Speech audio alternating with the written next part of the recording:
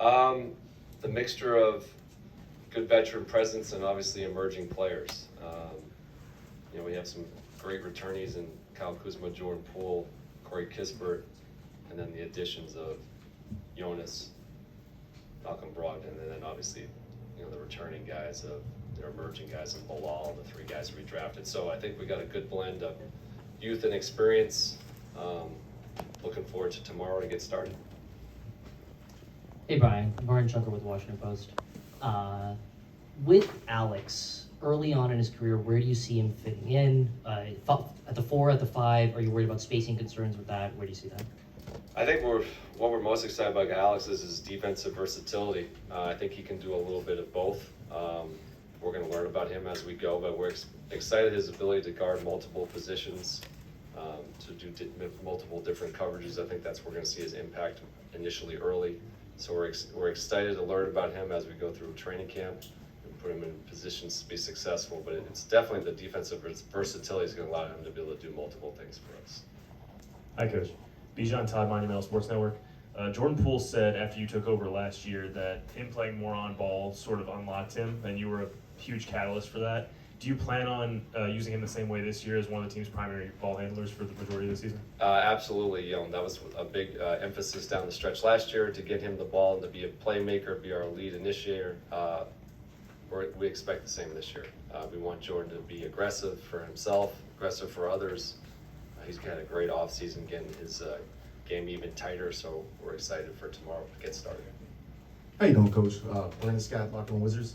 Looking at point guard, obviously Jordan Poole's coming back. We bring in Malcolm Brogdon into the fold and drafting Bob Carrington. What is the short-term and long-term vision at point guard going forward? Yeah, I think what we added multiple handlers for our roster.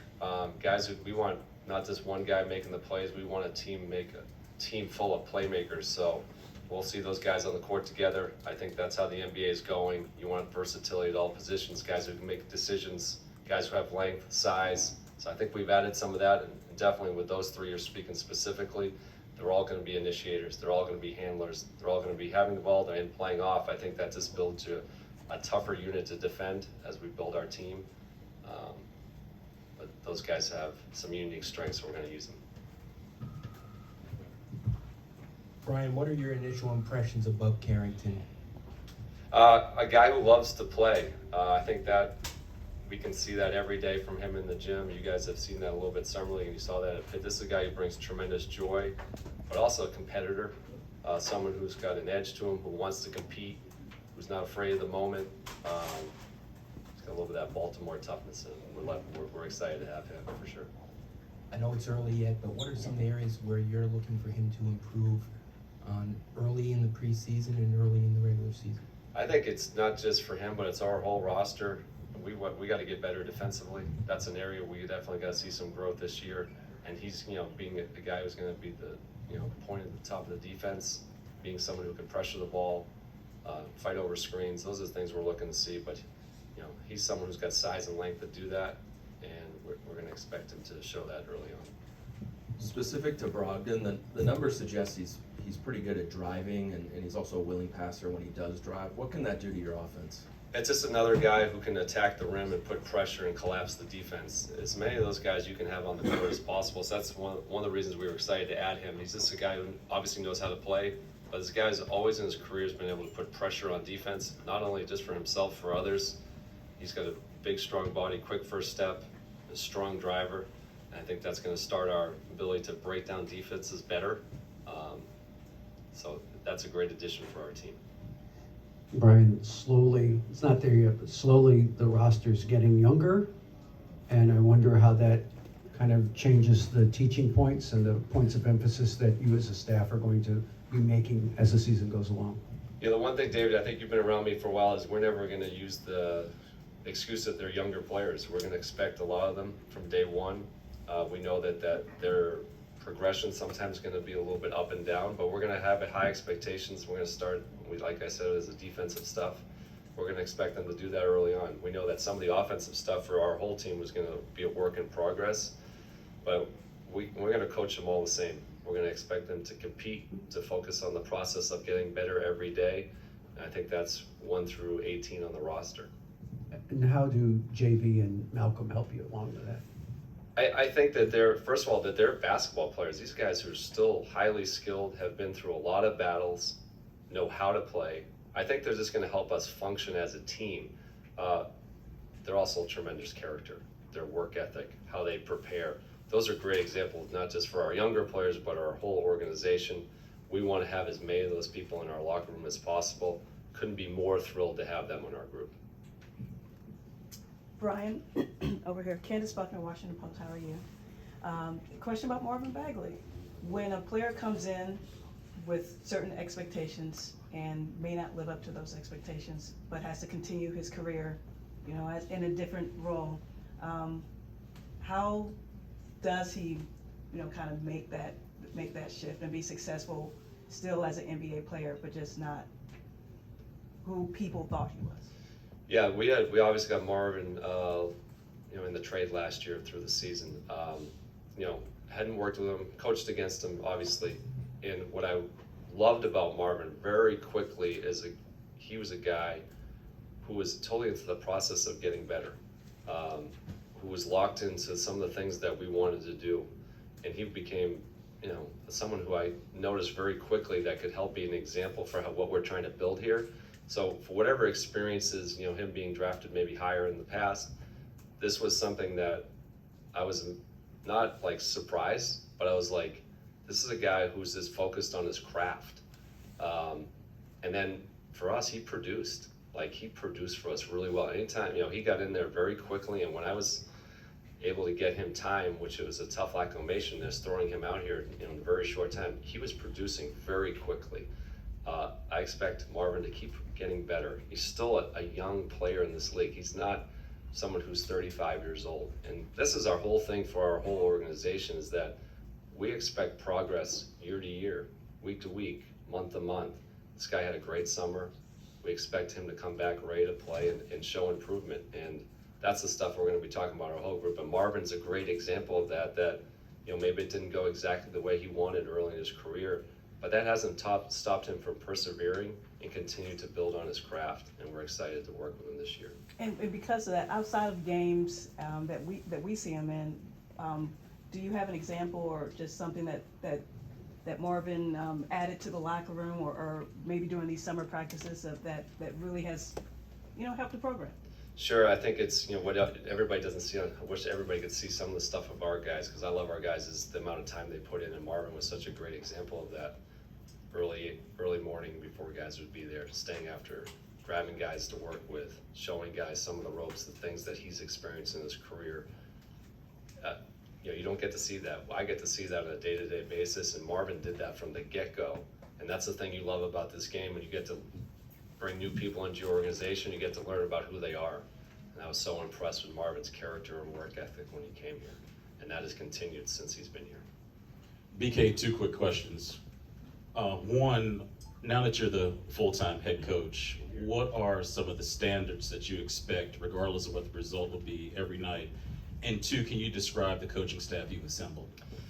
Sure, I think you guys are gonna hear me say it's the same thing that our organization says, it's process over outcomes. I'm a competitor, I wanna win, but I wanna go into the stuff that gets us to win. And what does that look like on a day-to-day basis? How we prepare, how we handle practices, how we handle shoot-arounds, how we handle film sessions. Those are the things that's gonna build us to be a sustainable winner. And that's the stuff that we're focused on a day-to-day basis. The second part was the part of the staff. This was something that was very deliberate with myself and Will and Michael and how we built this out. We talked to a lot of people, but we wanted to have people that were high character, people who loved to coach and teach, and people who were collaborative in nature. Couldn't be more thrilled to the people that we've added here. I think they're gonna be a great support system for our players, but also for me, and push me, because I think if we're asking our team to get better, I have to get better too, and I think that's the environment we wanna create, and that's what we've seen so far. So I'm thrilled to have them. Christy Winter-Scott, Monumental Sports Network. When you are deciphering how you want pace of play to look this season, assess how many different initiators you will have for that cause this year. Sure, we want to play fast. I think we led the league in pace last year. That's something we're going to continue to focus on. You know, I've had a couple questions about some of the additions to the roster. We have more guys who can make decisions, so I'm not gonna give you the list of everybody, give my scouting report away, but we're gonna have multiple people who are gonna push and handle, especially off the rebound to start the break. Always starts with our defense. You're gonna hear me say, once we can rebound and we have certain guys who can get on the boards, I'm gonna allow them the freedom to bring it up and make plays. The list is longer than last year, I'll put it that way. Brian, you talked about players. Dave Johnson over here. We sit in the back. You just have to stay anonymous. How do you feel you're better as a head coach, having gone from assistant and having some time as a head coach? But how do you feel you're better as you prepare for this journey? Yeah, I had the luxury of having a reflection on what I did well, what I didn't do well. I think I had some time to do that in the off season. Part of that was addressing the needs to help support me as on the staff, which we just talked about. But I think it now having the chance to start from day one, to not skip any steps, to build the habits that we want to do. I think that was the exciting part, was me, is to be able to plan. And we're starting tomorrow, but we've been building these things through the whole off season. This isn't just, hey, tomorrow's the first day I'm going to see these guys. No, we've been in the gym, as a lot of you know, since early. When I started, about June 1st, we had a lot of guys in our gym. We had multiple things this summer in Las Vegas, and a couple other get-togethers throughout with our whole group. And then most of our guys have been in voluntary workouts in September. So I think the exciting part for me is getting the chance to plan this thing out, how we're going to build this on the day-to-day, how we're going to build our habits, and that's been my focus this offseason. And it's a serious business, but you seem to emphasize joy and fun as you're going about the business. Or can you talk about that? Yeah, I think for me, like, we understand where we are, we understand what we're about to do, but I think there's a great challenge. Some people use joy in a certain way. I love the challenge, and I think that's what makes it fun.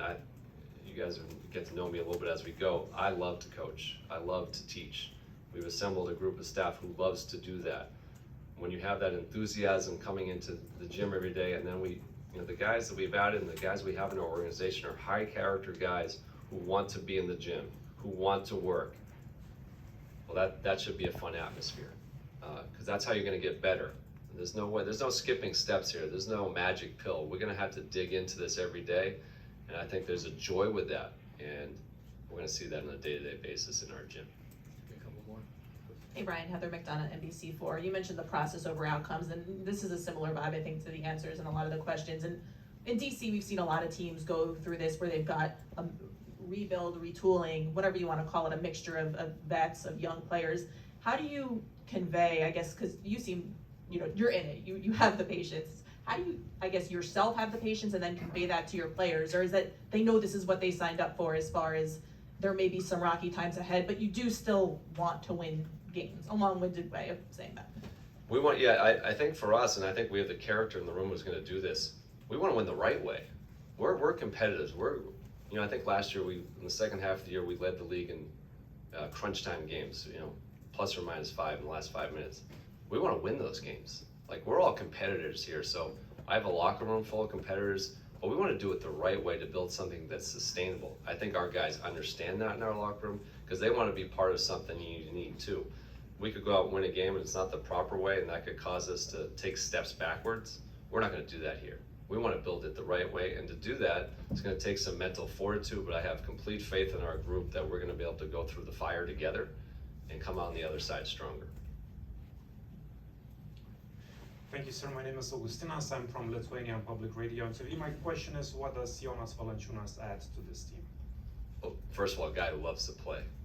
If anybody's looked at the stats of how many games he's played in the last 4 or 5 years, I think he played 82 games last year. This is a guy who shows up, who wants to compete, who's a total professional, and knows how to win and what that looks like and how to prepare to win. So he had some physicality to our team, veteran presence, and this game IQ. But it's the stuff, the character stuff and the preparation stuff that I think is going to translate tremendously to us. And I think he's going to be able to help us really function on the court too. Hey BK, you talked a lot last season about accountability and that it's starting with you. Now that you've had the full off season, as you prepare for training camp tomorrow, what does that look like on day one And then how do you continue and maintain that moving forward throughout the season? Yeah, I think the accountability is for us is this is a standard for how we operate and how we do things on a day-to-day basis, how we approach things. It's a mindset. And I think my role is if we drop below that we have to be reminded of where we set as a standard as a group. I think that's something we've got to relentlessly pursue every day. I think we have the group to do that. My role is to make sure that we're staying on track, that we're not skipping the steps, as I always said. But it's also all of us, and that's our whole organization, our whole team that has to have that standard for how we do things. That's gonna be how we're gonna be measured, and how we're gonna get there, is how we're gonna operate. And I think that's a shared way and a shared characteristics, actions, norms, values. Those things gotta be shown every day in how we operate, and that's the standard we're gonna create it on a day-to-day basis. Go 3 more questions. You talked about the reflection process you had over the offseason and what you wanted to improve on. What specifically did you want to improve on as you get into your full year as head coach? I think for me, a little bit was being able to kind of put in our own offense and defense. I think those are the things like how are we going to best function with the team that we have here. I think we did the best job we could last year, but now we had a little bit off season to prepare for that and build the habits we want. So I think that to me was this thinking about how we were going to layer this thing in, how we're going to build our offensive and defensive systems, how we're going to best utilize our staff to teach, and how we're going to best utilize our players. So those are things where I was thinking about the whole summer. Obviously, we're going to have a defensive focus. That's something you guys are always going to hear me talk about. But how we're going to build this offensively for our team to grow and play sustainable basketball, more movement, more cutting. The pace will be high, but we want to play in a style that's going to lead us to be something sustainable. So those are the things we've been thinking about. Those are the things that we're going to start working. We have already started working a little bit, but we're going to really get after it tomorrow. Hey Coach, Moises Linares, Monumental Sports. There's been a lot of talk about what's happened with these Wizards the past couple of years, trying to become a contender once again for the playoffs. Is there any motivation when you see what the Washington Commanders are doing on the other side of the street? Yeah, for sure. Obviously, they're off to a nice start. I know their high draft pick quarterbacks play pretty well. He's been pretty good. You know, we're all in this community together. All the teams. I think we should support each other. You know, but it's about what goes on in our building too. I think what we're really focused on, I think there's many examples of other teams, and we're always going to be supportive, especially the DC teams, but what can we control on a day-to-day basis? Those are things we're working on and thinking about. It's nice to see Commanders playing well. About a question, Josh. Brian, apart from putting the ball in Jordan's hands more often, what did you do in terms of your messaging to him to help unlock him? Jordan unlocked himself. You know, we stylistically gave him the ball, but I just wanted Jordan to be himself. This is a guy who's already had a great career. I just wanted to remind him that that's who he is, and we're going to give you the ball to go do that. And I'm going to expect more in him to be better this year. So to me, it was just a little bit stylistically, but also a reminder, like, you're a really good player. You're a really accomplished player. You put a tremendous amount of time and work into your craft, and I've been around a lot of guys in my career. He is top of the food chain in terms of preparation and the work that he puts in. Go be yourself. And that's how we're going to expect him this year.